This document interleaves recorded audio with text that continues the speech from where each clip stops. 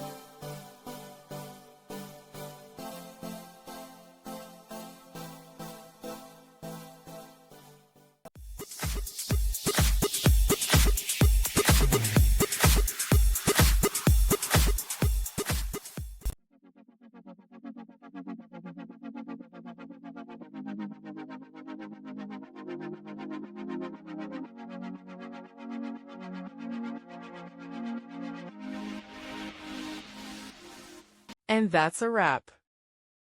I hope you found the answer you were looking for. If you did, take a second to hit that subscribe button. It really helps out. And let me know in the comments which solution worked best for you. See you next time in the debug zone.